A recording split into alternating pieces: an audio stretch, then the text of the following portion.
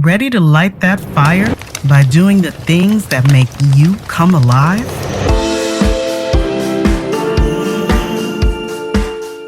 Welcome to Health Raisers, a podcast for wise women. I'm your host, Dr. Nadine. I left a soul-crushing medical career full of bad news and evolved into a joyful health integration coach, helping hundreds of women find their healthy.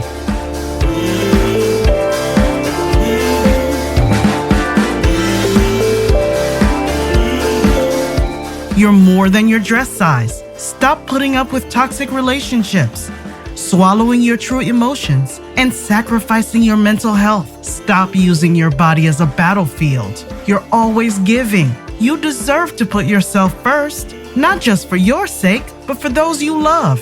Wise women, let's make ourselves a priority right now. It's time to raise some health together.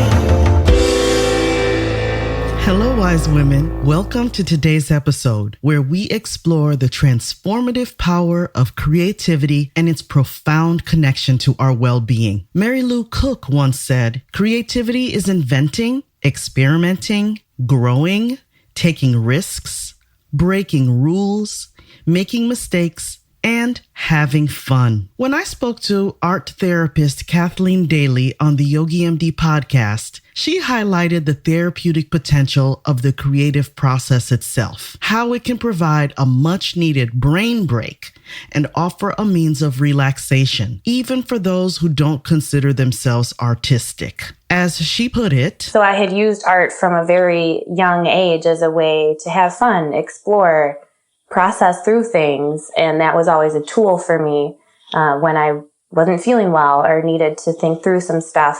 art and music go hand in hand to support overall health and wellness. In another Yogi MD episode, music therapist Jeffrey Wolfe emphasized that music allows people to express emotions without words, offering a powerful outlet for feelings. In his work with dementia patients, he uses music to tap into memory and brain function, saying, "Music is one of the last things that we lose. And that's because of how connected all those synapses are in music within the brain."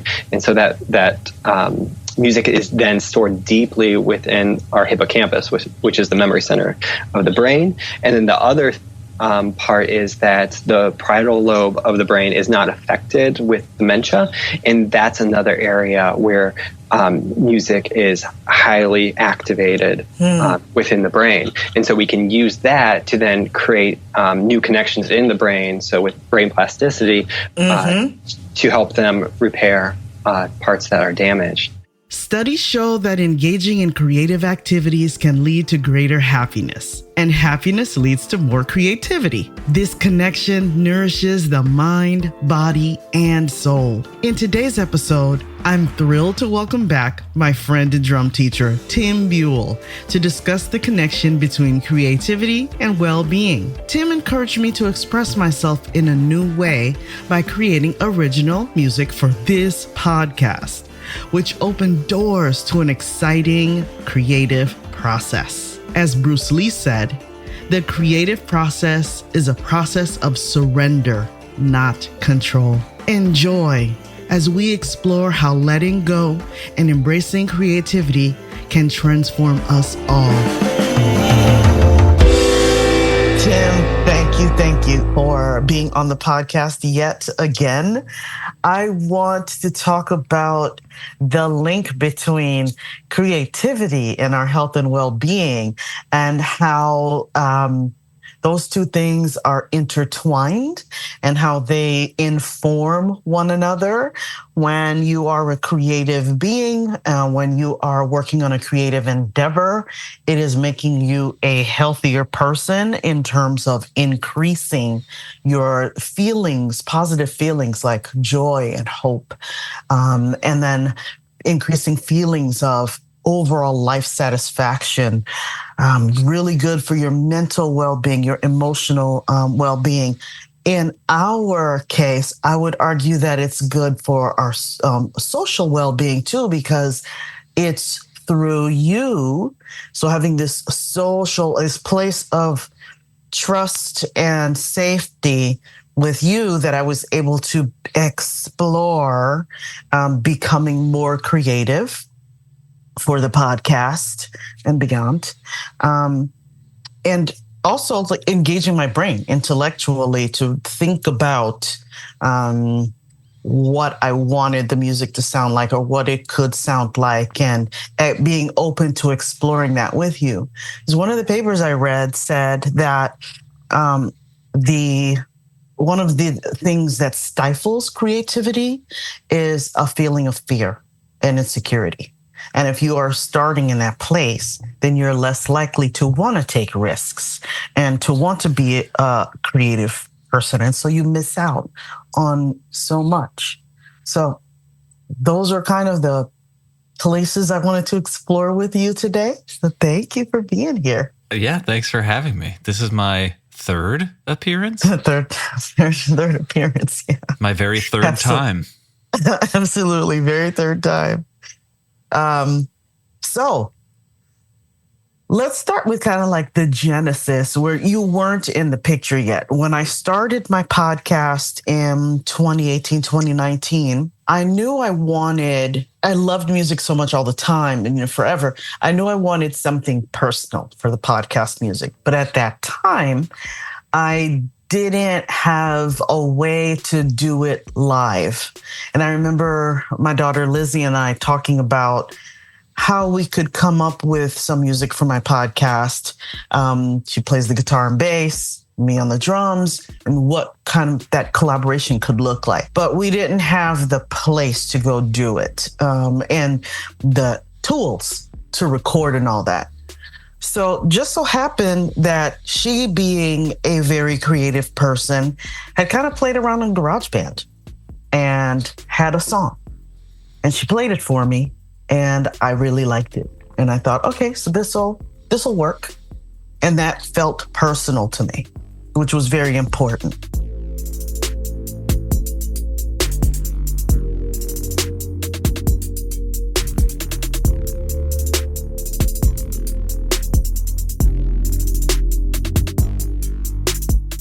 Fast forward, when you and I started working together for our drum lessons, I recall you mentioning or being very encouraging about making the podcast music even more personal. And how about infusing what I'm actually learning with you in drums and taking that a step further. So then that became the second version of the podcast music.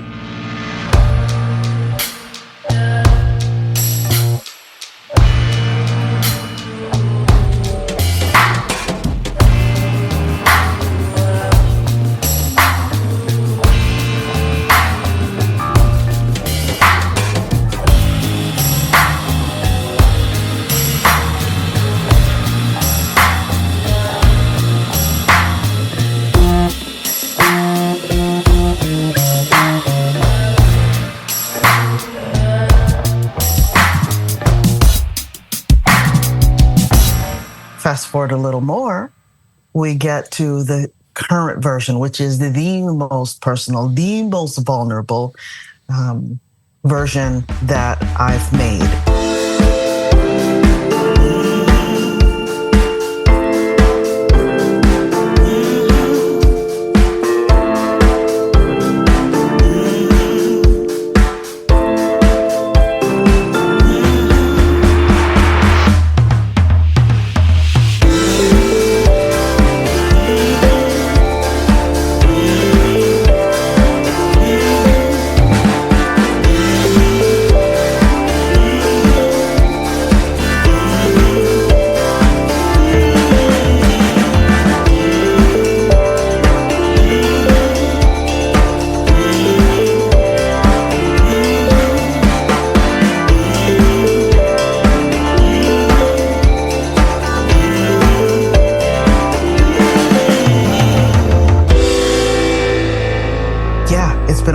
And I want to kind of talk to you about that process and how you've supported me, and also what you think of how creativity informs well-being and how well-being informs creativity. Well, I think one of the first things that you said, you talked about how fear hinders people from being creative. Mm-hmm. And I think that even in some of what you just said, it's because at first you said like we didn't have the ability to make a theme song or whatever. You did. Everybody has a phone. And if you have a phone, you're like pretty close to being able to put out a song. But even more than that, you had GarageBand. If you have GarageBand, you can definitely put out a song. And I think for me as a musician who has taken, so I was self-taught for a while, and then I took private lessons, and then I went to music school and got a fancy music degree. And I live in Nashville where everybody's musicians and we all know how music works and all this stuff. You forget that there are no rules to it, really. And a lot of times, some of these artists that we love the most that come out and we go, whoa, they're doing this cool thing. And oh my gosh, we love it. A lot of times it's because they're the only ones in they got lucky and that's part of it. But a lot of them are really talented and we're just able to see that like, man, everybody's doing it this way. And like, what if we didn't do it? Like there's this great, I think Billie Eilish and Phineas are a great example of there's no level of music that is higher than what they're doing. And a lot of their stuff truly is still just the two of them in a bedroom somewhere. And I've even seen articles and I've read articles and seen different like interviews that Phineas talks about like every now and then they'll go to these like big fancy studios that, cost tons of money per hour and they have an engineer there and whatever. And even a simple thing like them wanting to show, oh, hey, I was listening to this song and I made this quick little demo and it's on my phone. Can I like plug my phone in somewhere to do it? This big commercial studio is like, oh, well, no, like we don't have a cable. And he's like, well, we have a cable in my bedroom and we just plug in and so I think a lot of people, it's easy when you study something a long time, whatever it is, if it's music, if it's visual art, if it's photography, if it's videography, like whatever it is, you get down this rabbit hole of studying your favorite people and talking to a bunch of people that are nerdy about your thing in the way that you're nerdy about it. And that's great. But you forget that somewhere along the way, someone was just making it all up and they did it in a way that we really liked, and that became one model of how we do it. Like John Bonham is an amazing drummer. He drummed for this band Led Zeppelin. A lot of people might have heard of Led Zeppelin. They're incredible. John Bonham is incredible. And his approach is amazing, and there's a lot of people that have modeled themselves after John Bonham. But that's not the only way to play drums. There's a ton of ways to play drums, and there are certain drummers that I love that could never do what John Bonham could do. But John Bonham also couldn't do what they do. And I feel like this fear thing comes up for a lot of people because they're looking at other people do stuff and they're going, I can't do that. And it's like, well, sure. What can you do? So for you, if your goal with the podcast music, if you had been like, showed up one week and been like, Tim, I want to win a Grammy for my podcast music. I'd be like, well, I want to win a Grammy first. Okay. So before I get you to your Grammy, I got to get to my own Grammy. Okay. And then, but even beyond that, it's like, well, I don't know if we can do that because I don't know how people get Grammys. And a lot of people that get Grammys, they also stumble into it because, as someone who's been lucky enough to be nominated for different awards and whatever, it's like a lot of those projects weren't even the projects that I was the most passionate about. They're just the ones that somehow ended up being the thing. So I think we look out and we see a lot of people doing stuff and we think, I can't do that or whatever. And we don't ask ourselves like, well, what can I do? Like I've been on a YouTube kick with like woodworkers and I got a circular saw and I, know how to make pocket screws, So it's like, I know a little bit of woodworking and I look at a lot of these woodworking channels and there's a lot of stuff where I'm like, man, I could never build this beautiful piece of furniture and whatever. But the other day I needed some shelves in the garage and I had scrap wood laying around and I made shelves and they work perfectly and they're level, all of them. And it's like, some of what I learned in those woodworking things, certainly a lot of it didn't apply at all. I did not have to find the perfect routing bit to make the edge I wanted on these shelves I put in my garage. But there's a lot of stuff that I did put to use in some small way from these woodworking projects. And I feel like it's really, really common. This is true of like people that want to start anything too, like whether they want to start yoga or they want to start playing chess or they want to start reading more or they want to whatever. I think a lot of people just look out and are looking at someone who's been doing the thing for like 50 years when really it's like, that's great. That's one version of what people are doing. But like, what could you do today? Even if it's just, playing one game of chess. Okay, now you play one game of chess. You lost in 4 moves. That's like, I don't know if you can lose in 4 moves, but you can lose them pretty close to that. So it's like, okay, great. You lost in 4 moves, whatever. You played your first game of chess though, and you did play chess, and now you just got to do it more. And I feel like a lot of people get discouraged because they aren't further along.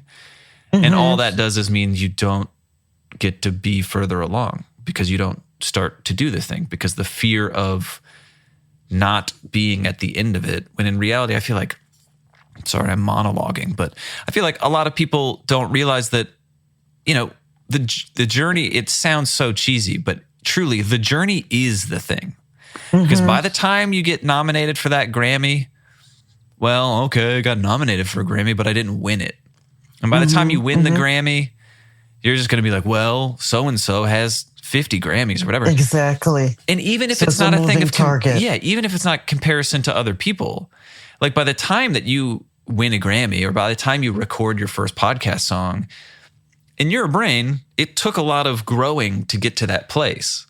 Sure. And the same part of you that was focused on that growing is also focused on, oh, well, podcast song is now doable. So what's further down the road that I can start setting my sights on? So by the time you hit a goal, it takes practice, but you have to actually get good at like soaking in that goal because you're always going to be able to look up from the road and go like, ooh, I think maybe a mile down the road, there's that other thing. Maybe I'll just wait to be excited about something then, or maybe I'll finally feel proficient when I get that far down the road. And it's like, well, maybe.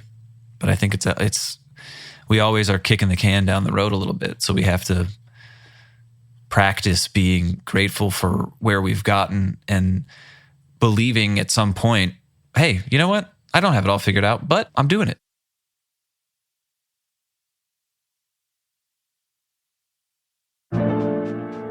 And now, here's an ad from our sponsor.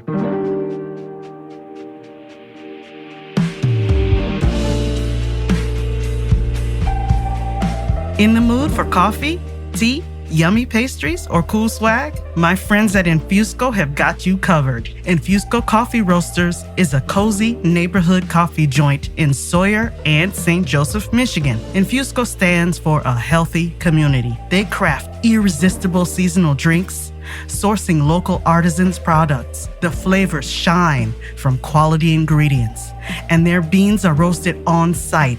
They do not hide behind tons of sugar. Every time I go, I'm greeted by my name with a smile. Bad service is just non-existent. It feels like stepping into a friend's living room. They keep it personal. Old school eclectic coffee mugs on the wall, fun merch, including stickers designed by artists, t-shirts, and sweatshirts. It's the perfect place to get to know your neighbors and chat with tourists. You will always find people deep in conversation. Special events keep it fresh. Community, health, the heart of Sawyer. That's Infusco. I hope to meet you there. A lot of what you said definitely resonated with my journey in just the entire podcast. It's almost like it's imposter syndrome, sort of, is what we're talking about here as well. It's getting over this idea of, I am not a fill in the blank. I am not a musician. I am not a drummer. Who do I think I am? I am not a podcaster. And the thing is, you and I talked about this a lot in my early lessons in comparing with, because I love experts. I was raised to revere the people who had knowledge and experience in fill in the blank, whatever arena we're talking about. And so that played a big part in how, without my knowing it, and just how I approached everything. So even taking lessons as a hobbyist, no, I never want to win a Grammy. Those are not my goals, but finding joy in the hobby, being able to express myself, being able to relieve stress, being able to express myself without having to use words. I, for a long time, let myself feel hindered by comparison, allowing comparison to be the thief of my joy. Oh, look at how John Bonham plays the drums. Look at how Vinnie Colaiuta plays the drums. Look at, and even not just drums, just other musicians. And who am I to think that I could do anything that would sound decent? Not only that, it was also comparing just even the podcast. Who's going to listen to the podcast? Who cares about this podcast? And then I'm going to put music on it on top of that. Like, who do I think I am? And in that type of destructive talk to myself, it did hold me back a little bit. It didn't allow me to explore. I thought when I wanted to make the first version of the podcast music, that it had to be in a studio with professional equipment. I could not let myself think of the other roads along the journey, something simpler. I just couldn't. I just couldn't think that way. I think when we start specializing or start really studying anything, again, whether this is photography or videography or some kind of visual art medium or music or whatever creative thing you're doing, it is the curse of knowledge. The more you learn about it, the more you realize you don't know, the more you feel like you have to know, like whatever.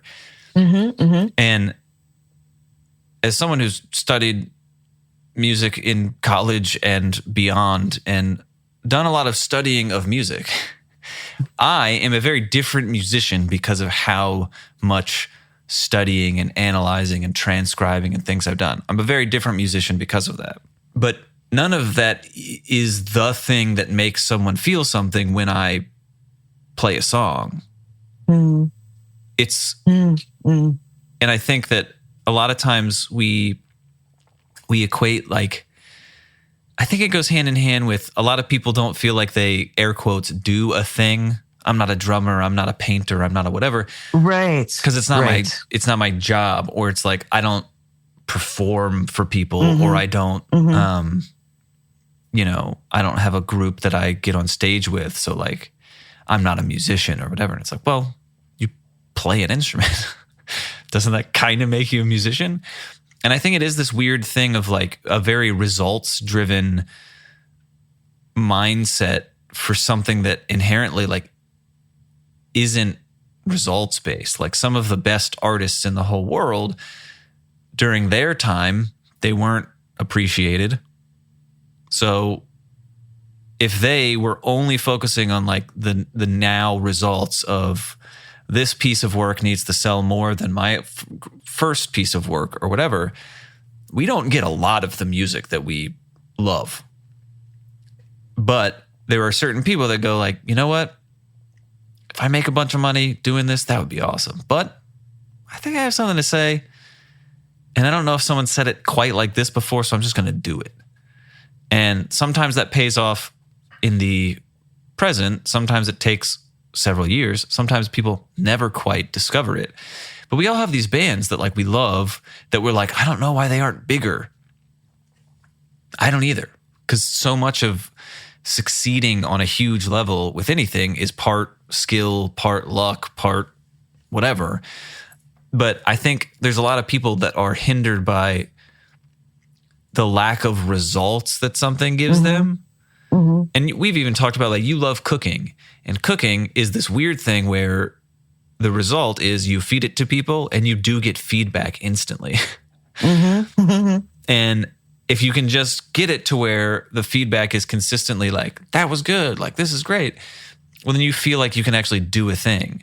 But there's just a lot of stuff we do, like, that there's not going to be this like black and white, people like it, people don't, or this is air quotes valuable or it isn't valuable.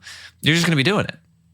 And that's like inherent to some of the things we pursue, especially as hobbies. Like, I can get on chess.com right now and I know I'm not one of the best chess players in the world. But that doesn't make it not valuable. It's good for my brain. It's fun. It's like puzzle solving. There's this rich history of chess that's like interesting to study. And realistically, I am better than a lot of people at chess. Some people don't know how to play chess. So I'm definitely better than them. Sure. And I think, it's not just the imposter syndrome of looking around to other people. I also think it's just like we as people are really trained to like, well, if I'm doing it, and I'm guilty of this, I'm horribly guilty of this. Like, if I'm spending my time doing something, there should be a result. There should be a reason. And some things aren't that deep. They don't need a reason. Some things feel good to do, and then you walk away and go like, that was fun, and that's it. So let's talk about why, when you and I started getting to know each other a little bit better, and you understood how important the podcast was to me and how important music was to me, how you helped nudge me towards the concept of, no, you can record a different version of the podcast song and put some live drums on it and vocals too. Well, it didn't start all at once. And I think that's a really big thing for anyone that's trying to build a habit or start a new hobby or whatever. There's this, I think this is like really clearly demonstrated with people that are like, I want to read more. And they're imagining like breaking out their tea in the blanket and like just curling up for 3 hours reading their favorite book or whatever. And it's like, man, if you don't read that often, like you're probably not going to just like, knock out a 3-hour reading session. That's fair. That's fair. Read 2 pages before you go to bed. You have now read more than you did. If you're not reading anything right now, 2 pages a day is 200% increase as far as page count goes. So it's like, is that fun to like talk about when someone says like, oh, you're into reading? Like, how much do you read? This is a thing that I have like with running is when I started running, I couldn't run for more than like a quarter mile or a half mile before I was like, well, I'll die here now. Like I'm done because I have asthma and like my legs are really short and it's just like really hard for me to run. But now I run 4 miles every other day, and it's some days it's not easy, but some days it's easy. But I've been really careful to like just not ever talk about like mile times and mile splits in any of that stuff. And I always tell people like, if you think you're not a runner, if you don't want to be a runner, great, don't become a runner. It's terrible for your knees. But if you want to walk more or run more or whatever, literally just set a timer for 10 minutes and walk one direction for 5 minutes and walk back the direction you just came for 5 minutes. That's a 10-minute walk and you're done. And you walked more. If you're not walking at all right now and you want to walk more, set a timer for 10 minutes, 5 minutes out, then walk back 5 minutes, you're done. And I think for you, it was like, well, we're not just going to sit down and like write a whole song in one day and then have you track vocals and drums and whatever. That's like a lot of stuff. And it can happen in stages. It doesn't have to all happen at once. And I think too, and this is something that music specifically, I'm learning more and more and more as I'm in recording sessions and engineering and producing different artists and working with a bunch of different musicians in real time at the same time. Like I just got out of a session this morning where the producer and I both, there were things where it's like, hey, what about this idea? And instead of like talking it to death or thinking about it or whatever, it's just like, here we go. And even the first time I listened to the song, I was like, let's listen down to the song. I'll play something and then we'll see what happens. And like, we didn't keep any of it, But it was like, well, we have that version, and now we've heard that version, and we kind of liked the idea and where it could go from this, but I don't think it works there quite yet. And with you, like even when you came to record, you were at my studio. You came to record potentially you came to record the drums on one of the versions of your song, and it was like, I don't know, I'll just record it. You just try a pass, and we'll record it, and no pressure. Like, we'll just record this one. Maybe this is the one, maybe it's not. Like, I don't know, just hop up there and go for it. But to your point, it took time to get to your studio. It was baby steps. It was, you can buy a microphone, buy an interface. Okay, how do you do that? Learn, get comfortable with that. And practicing it away from the thing. Just record whatever. Play around with your kit, have fun with it, explore the thing. It doesn't have to be life or death, kind of thing. And then when you feel comfortable, then record some drums, play with patterns, have fun with it. So we kind of did it through the internet first, right? And Lizzie recorded her guitar parts separately. And this was just like mind-blowing to me that we could take pieces from different people and send you those files and then create this thing. It didn't have to be what in my mind was everybody in the same room, in a specific setting, with all of this fancy equipment to do the thing. But it took time, baby steps, and it took comfort, and it took, oh my goodness, a lot of you unraveling my negative self-talk. Like, no, Nadine, it doesn't have to be Grammy worthy or whatever high-floating thing I was picturing in my mind, putting up blockades for myself. And again, getting in the way of finding my joy and being able to let myself express myself in a way that was very meaningful to me, in a project that was very meaningful to me, in a place where if I couldn't believe in myself totally, you could help me with that. You could support that. You could encourage that.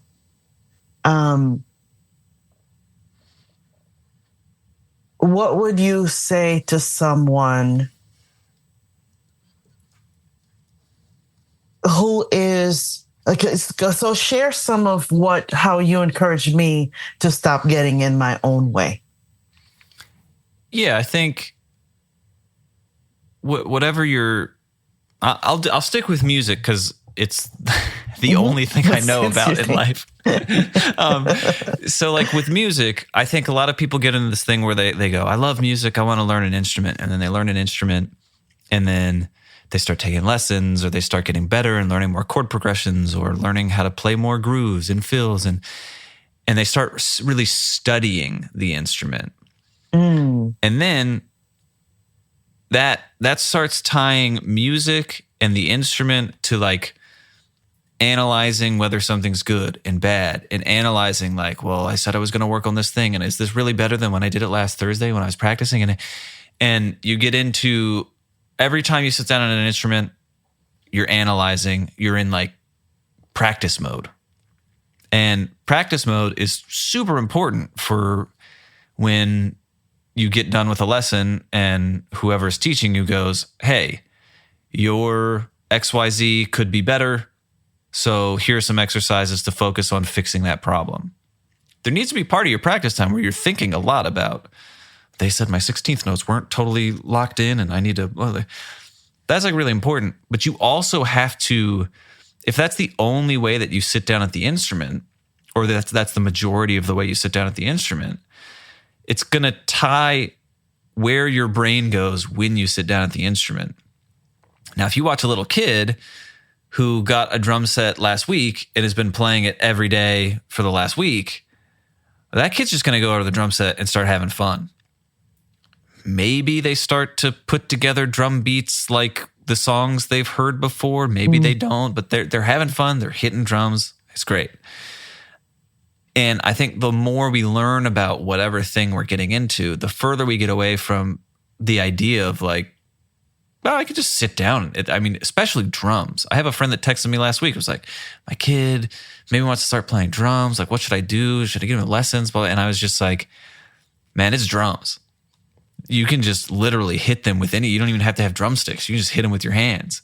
Like, it's so easy because I think if a human really wants to pursue a thing, there will be a natural like figuring it out phase that they go through of like, at least this is how it was for me. When I first started learning an instrument, I was teaching myself and I was like, okay, and the song kind of sounds like this and I'm doing this or whatever. And it was really hard for me to get over certain hurdles because I had no one teaching me, but I did it because I was like, well, if I need to be able to move like that, then I'll just do it this way, whatever. And then I very clearly reached a point where I was like, I don't know what to do next. There's some stuff I'm hearing that I don't understand. There's whatever. And that's when I got lessons. And I think for the lessons then become the like, scripture of how to do something. When in reality, for me, my approach to technique, my approach to air quote rules in music is like technique to me is only useful if you're hurting yourself. And this technique is not a right or wrong. Technique is used because there's a lot of people that have played drums over the years, and there's certain people that have figured out ways to make these movements you have to do over and over again really effortless and really ergonomic. So if you feel like you're not able to play something that you wish you could, it might be because the technique you're using just isn't going to allow you to reach what you want to do. Or if you're experiencing some kind of pain, it might be because the way that you're hitting things or the way that you're sitting or whatever. In technique, again, it's not right or wrong. Technique is just things that people have figured out over the years that goes like, you know what? It was a lot easier when I discovered you could do X, Y, Z. So I think that you have to stay in touch with that part of you that just wanted to do the thing because it seemed fun. So it's amazing if you learn about film and how to compose a shot and all this stuff and lighting and all that. That's amazing. That's great. But that's not how you make compelling like visual media. That's just like the kind of things that people have discovered over the years. And I think YouTube, TikTok, there's all kinds of like places now where you're seeing people do like really creative stuff. And it applies zero to like what people have studied in film school or what people teach in music school. It's just a new way to be creative. And certainly they could benefit probably from having air quotes, better technique or whatever in some ways. But I think anything like, anyone with a old school camcorder could record a really compelling, you're seeing it now, like people are just carrying around VHS cameras and it's like, it's all in how you use the tool. It's not what the tool is. And I just see that all the time. There are so many producers that play drums on the projects that they work on, and objectively, they're not good drummers. They don't have good technique. They don't whatever. But that's not their role in the music. Their role in the music is, can I record something that adds rhythm to this song that makes it feel somber? That's wildly different than playing paradiddles at a certain BPM or something, And I think we have a tendency as we learn more about something to learn the rules, to learn the whatever, to get more and more about like, well, the right way to do it and the wrong way to do it. When in reality, in any, all of that technique and history and studying that you're doing is helping you, but you also have to balance it with just sitting down and playing something and not trying to have it be good or bad or would people want to listen to this, but just sitting down and playing and saying like, where does this go? And then walking away from it. I have a great songwriter friend, one of my favorite songwriters in the whole world, who you recently saw in concert, Cody Fry. we talked a long time ago, and he said, I don't know if he still does this. He probably doesn't, but for a long time, he would just spend, like, he booked like a 3-hour window every week for himself in his own studio, where he would just show up for 3 hours, work on a project, like producing, recording, make a little song, whatever, for 3 hours, and then he would delete it after. Oh, that's interesting. The reason why? Because as a creative person, you didn't do it. Most people, maybe some do. I don't know. Most of the creatives I know, and when I say creatives, I mean human beings. Most of the humans that I know, they didn't start music because they were like, I'm going to make so much money doing this. It's going to be great. They made music because they were like, I love these records. These artists inspire me. I want to play with my friends and start a band or whatever. And you have to stay in touch with the part of you that just loves the thing. And the analytical side, the results driven, is this good? Do I have good technique? That whole side of your brain, I think, is sucking away and preventing you from being your coolest self. I have so many students where, one of the things that I do for a lot of different drummers and companies is I transcribe other drummers. So some famous drummer John Bonham, for instance, I've transcribed several John Bonham solos where he has these famous solos that people love and they want to know exactly what he played. And I'll sit down and I'll write it out note for note. And a lot of people take these transcriptions and they learn them note for note. And then they go play a show or they go to a jam session or they're playing with some friends and they try to just play the transcription note for note, but that's not, it's I guess cool kind of that you can do that, but that's what John Bonham played. I don't care what John Bonham played right now because we're playing music together and I want to hear what you played. I think we get into this thing where we get so caught up in the right and the wrong and the rules and the studying this person and studying that person that we forget that the most interesting thing that anyone will ever hear us do is us be ourselves. And there's a lot of like giant ways you can do that by as a hired drummer, there are certain approaches to songs that I could make really wild. And so maybe that's the right thing. But in a lot of instances, it's like the really small things, but that are just very me. And it doesn't always have to be this giant thing. It doesn't have to be this like avant-garde choice that you make. But at the end of the day, the reason someone will come to you and say, hey, I want to join, I want you to play with my band. We have a gig at the local coffee shop at the end of the week. Or I saw your wedding reel that you edited and it was so beautiful. I want you to do it. Or like whatever the thing is, like the reason they'll do it is because they engaged with it in a way that made them feel something and in a way that made them feel like, oh, this person is doing something that I don't see everybody doing. And we live in a world now where like algorithms, whether that's videos you're putting out or songs you're putting out, algorithms drive a lot of traffic. And I think people it's forcing people to start thinking about what would make the algorithm pleased. And now let me make something to service that. Yeah. When in reality, I think some of the best art ever has been just someone going, you know what I feel like today? I feel terrible. And this song is a demonstration of how terrible I feel. And that's a very different,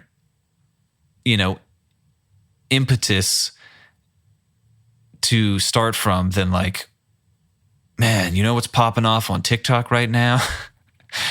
That is a very, very different. And I'm not saying you can't blend those two worlds together and make a great thing happen. I think you can. And I'm not even saying only chasing the algorithm is inherently wrong. I think people do that and it works to a lot of success for them. Just when I think about being a creative person, I go back to that person that looked around the garage the other week and was like, I don't know, I need some shelves. I got this leftover scrap wood. What could I do? That to me is more compelling than like someone making identical bookshelves as everyone else or something, you know? So it sounds like to me that you maybe not explicitly say this to yourself or think of it this way, but it's of creativity this way.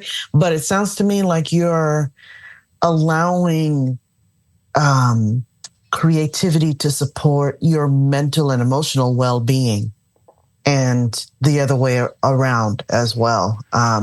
If you are experiencing feelings of inadequacy or sadness or anxiety or stress, you allow the creative endeavor to help you deal with those emotions. And it's the importance in connecting with that emotion and the benefit of the mental release that you get, that gives you a little bit of fuel to keep going and maybe explore your creativity in other arenas without getting caught up in, well, it has to be excellent and it has to look like this. And if I don't paint like Picasso, then I can't paint. Or if I can't play the drums like a famous drummer, then I have no business getting on the drums.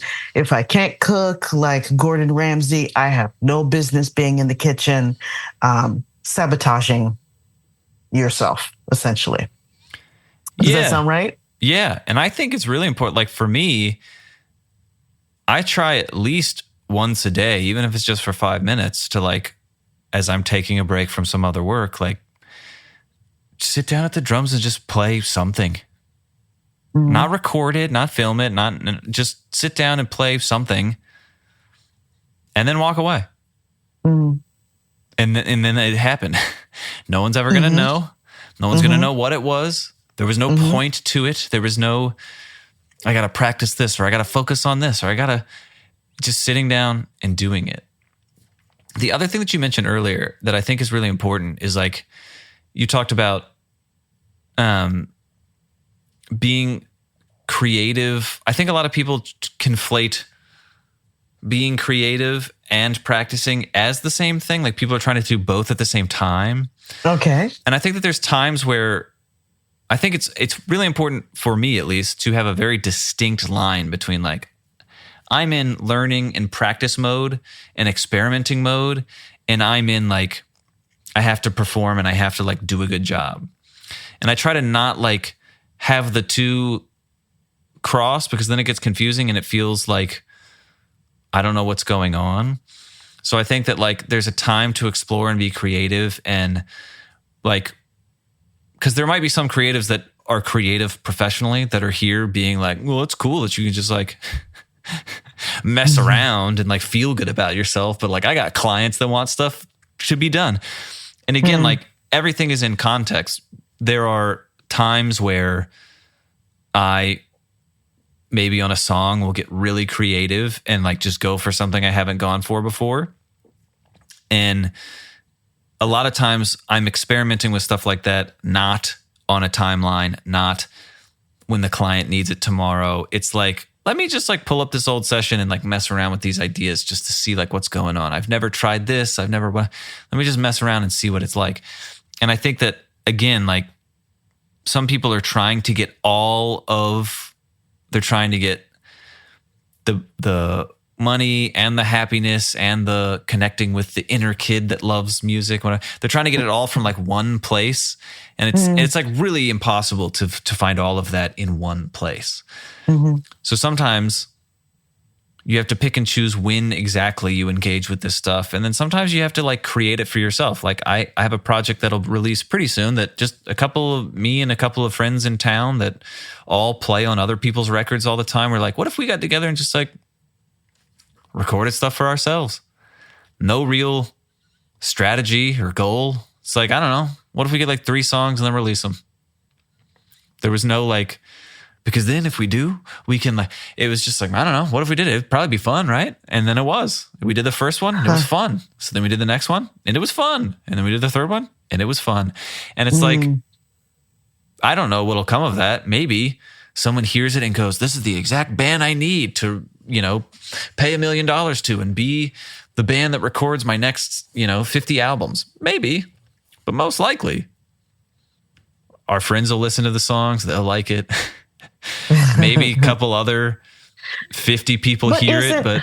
But couldn't that be, I was listening to a podcast where they were just so boom with Rainn Wilson, and he was talking about the creative process, acting with Bryan Cranston, and he said that he considers art to be a spiritual endeavor. It can be an act of service where you create this, and not necessarily with the lofty purpose of I shall help the masses, not like that, but you create this thing, and it's no longer it's not in your control what someone else does with it. Totally. But you've created something as a gift to yourself, to someone else.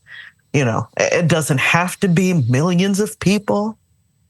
Yeah. So it doesn't have to be millions of people. If it's your friends who get something out of it, you've created something that's connected with someone else, and might help. Maybe it'll help them in some way. You just don't know. Yeah. And I think with hobbies and things like that and being creative, I think like my wife is really good at like handwriting, lettering things. Mm-hmm. So a lot of times for like Christmas cards and whatever, she'll like do a design and it's like beautiful and people get it and they're like, this is amazing.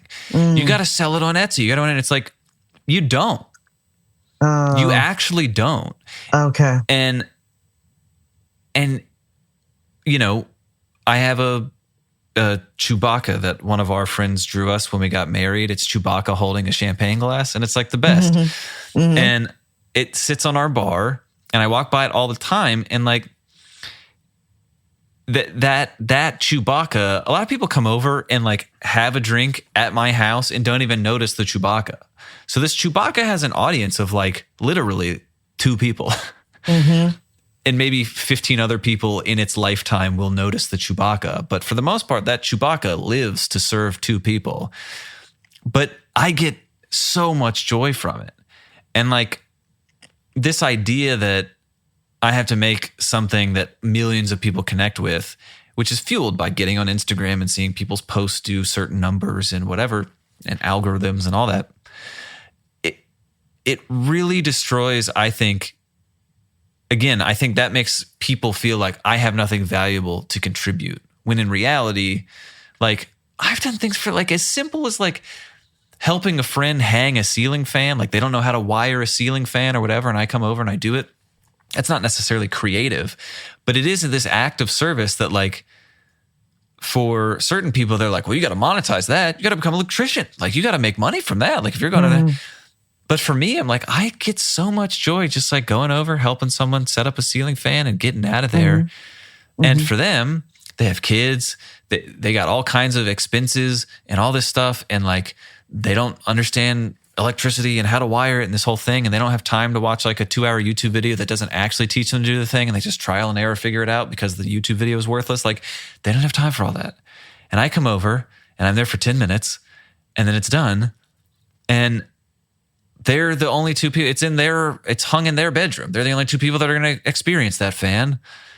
But it doesn't matter. It was the doing it that was the fun part. For me, it's like same with working on a song, same with doing some project around the house. Like if you can get into this mindset where the thing itself as you're doing it is the thing, not the end result, when like you can put it out and be like, look at my fancy thing. If you can truly start to understand that like most of your time will be spent just making the thing. And then once it's out, like you're saying, once it's out, you can't control what happens. People might hear it and go like, this is terrible. Mm-hmm. Or they might go, oh yeah, but your last song was better or whatever. You can't control any of that. So if you're delaying and deferring your joy or your satisfaction or your happiness for when the thing is out, well, then I think you're kind of missing the point, because you're going to spend way more time doing the thing than you will having it just be out there. Because once it's out, it's out.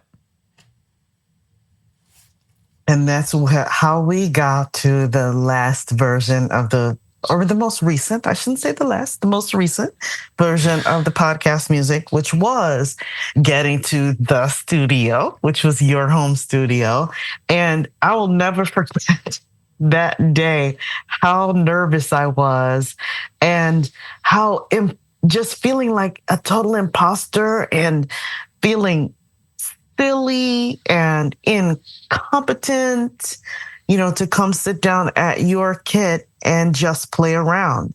And how it was about just relax, sit down at the kit, start playing around. Let's just see what happens. And I don't think I even saw you recording, like you didn't right away.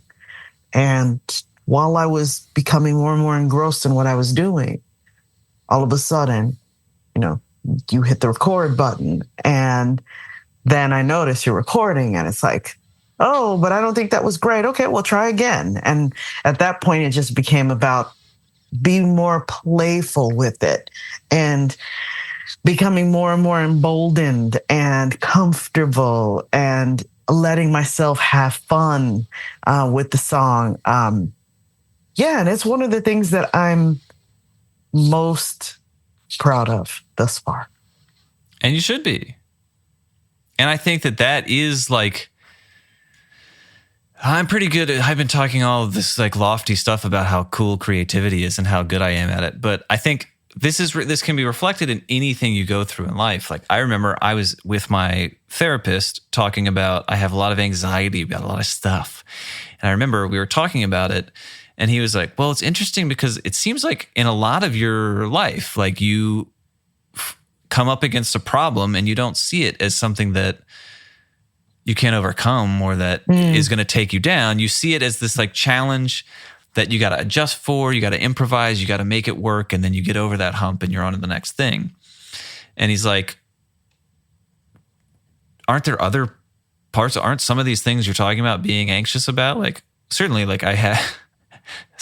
there's a lot of reasons I have anxiety. So he's not saying just like think your anxiety away, but he was saying like some of these things that you have no control over, you can at least help these anxious thoughts you're having by trying to approach it more with the mindset that you do like literally everything else. He's like, you're a musician in 2024 after a pandemic. Like you've developed some skills to like see hard things come up and like and navigate them, And I think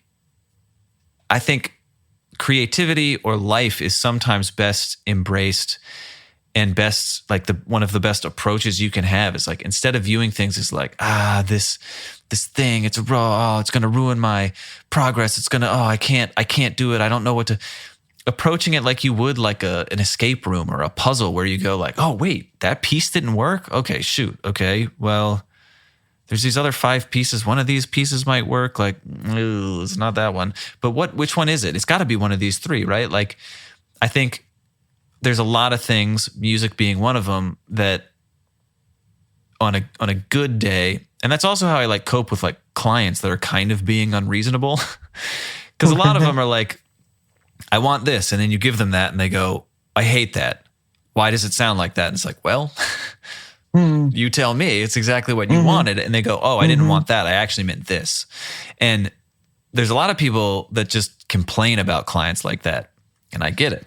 I've probably complained about some of those clients, but the approach that I try to take more often that helps me actually get to the finish line and helps me remember that like I'm there to make their song as good as they want their song to be. I'm not there for what I want that song to be. And how I get around that is like thinking like, okay, they didn't want that. Okay, interesting.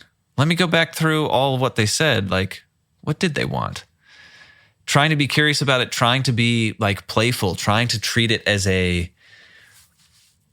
not this like thing that I can't do or that I'm scared of, but as this thing of like, that wasn't it. So what will it be? Mm-hmm. And I'm drawn to so many people. I mean, that's so much of what you and I have talked about in like all kinds of different things.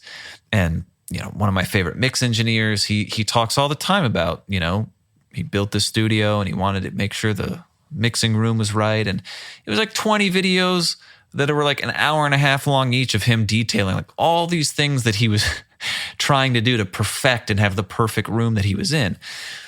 And I love that because like so many people, especially people like him who he's worked on tons of giant records or whatever, he could just say like, I don't know.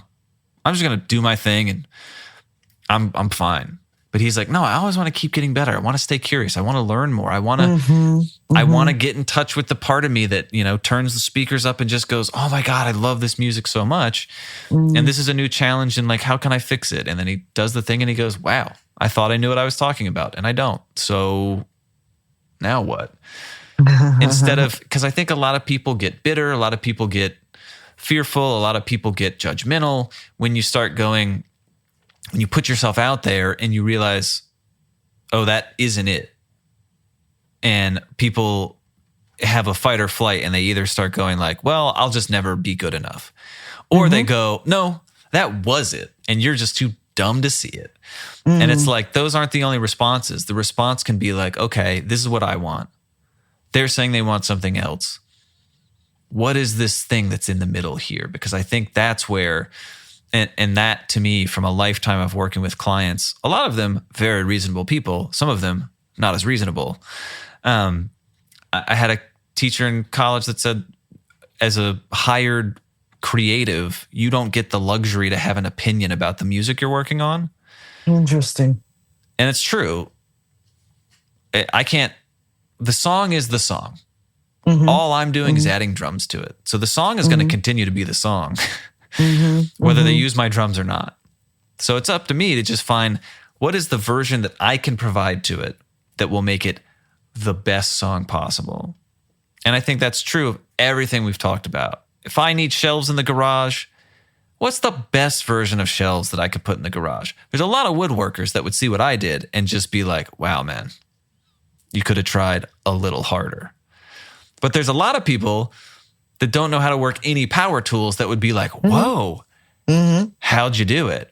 And for me, on that day, with everything I have and all the scraps I had in the garage, I went, I think this is going to be the best shelf I can give this garage. And it is a badass shelf. So I think I was right. But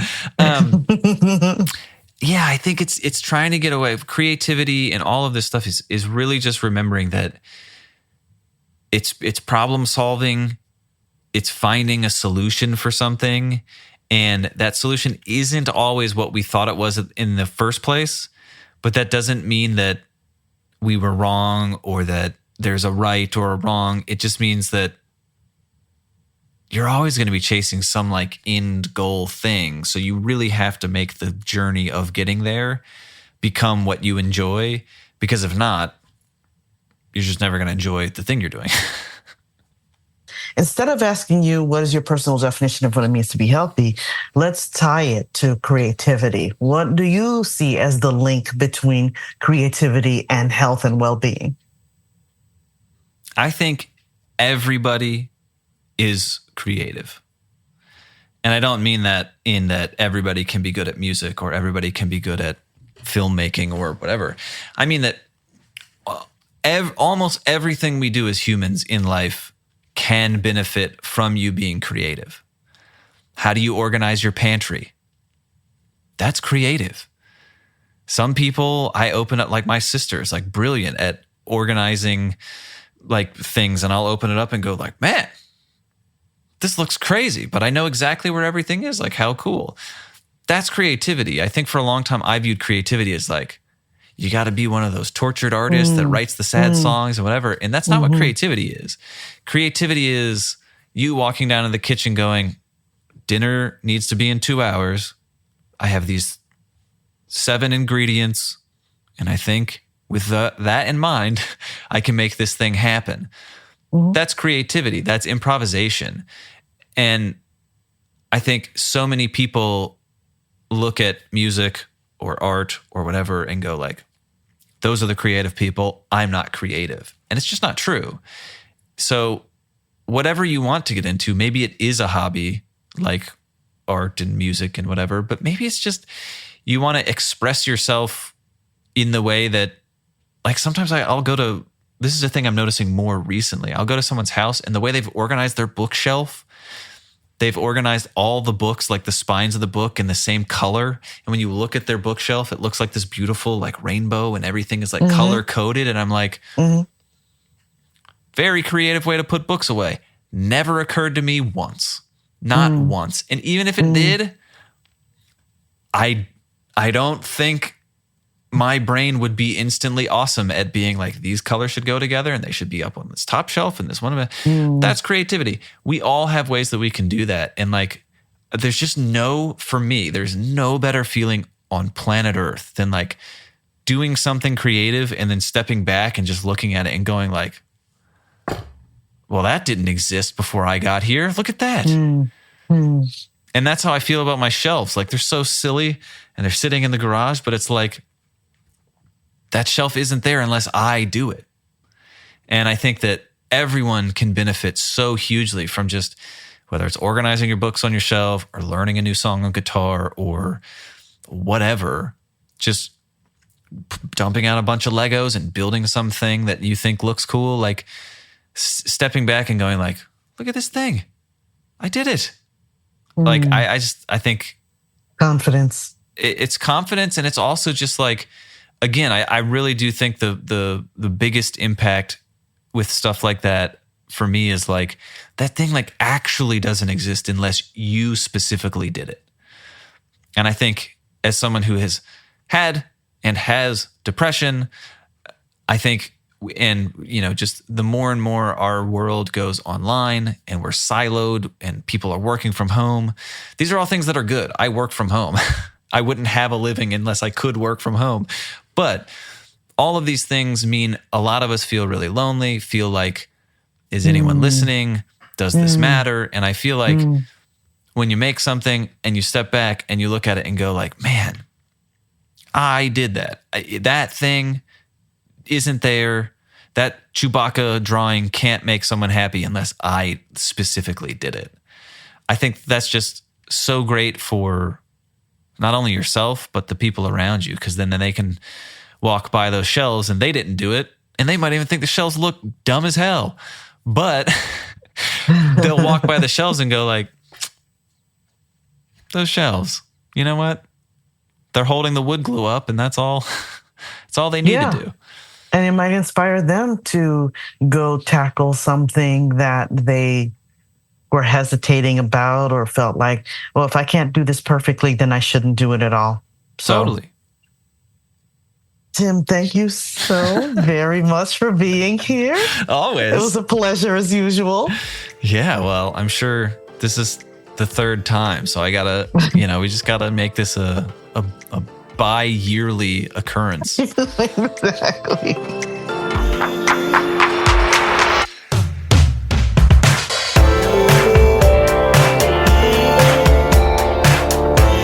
Wise women, move from last place to first place in your life. Stop using your body as a battlefield. Let's raise health together with a customized health plan just for you. Contact me at npkhealthintegration.com. Thanks for listening. See you next time.